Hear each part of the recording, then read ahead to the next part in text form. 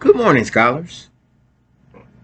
It's time to read another chapter in the great book we are reading called Frindle. Today, I, Mr. Ealy, will be reading chapter 13. And the chapter is entitled Ripples. But life did settle back to normal in Westfield. More leaves fell. Thanksgiving came. Then the first snow. Then Christmas. Yes. And more snowfall. Fall and winter seemed to calm everything down and drive everyone into their own houses. Things were calmer at Lincoln Elementary School, too. Frindle mania was over. But that didn't mean the word was gone. Not at all. All the kids and even some of the teachers used the new word. At first, it was on purpose.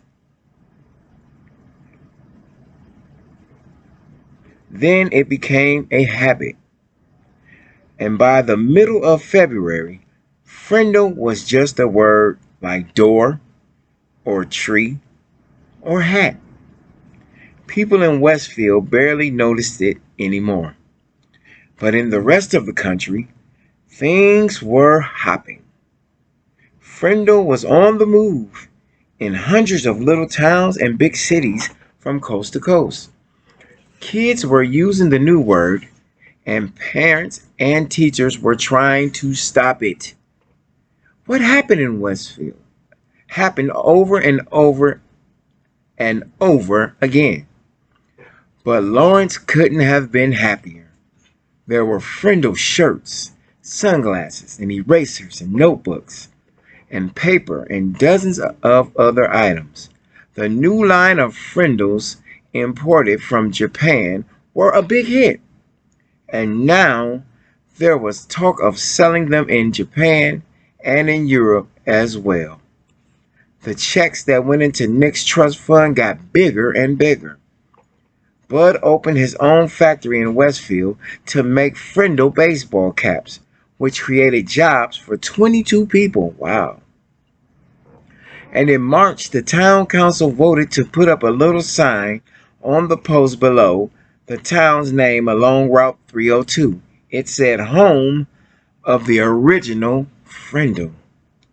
And Mrs. Granger, she seemed to have given up, or perhaps she had been ordered to. No one knew. Her poster about the forbidden word had quietly disappeared from the bulletin board, and kids were not staying after school for writing sentences anymore. It was business as usual, except for one thing.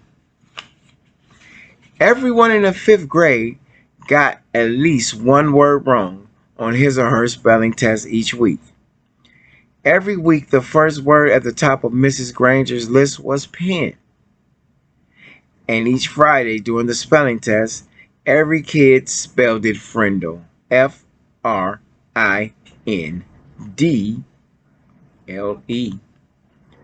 Nick was sort of a celebrity for a while. Everyone had seen him on The Late Show and on Good Morning America, and 2 or 3 other TV shows. John and Chris and all his friends kept asking about what it was like to ride in a limousine. After a week or two, though, it was old news, and everyone seemed to forget it and move on. The only person who couldn't quite forget about everything was Nick. That concludes chapter 13 of the great book Frindle. I'm Mr. Ealy.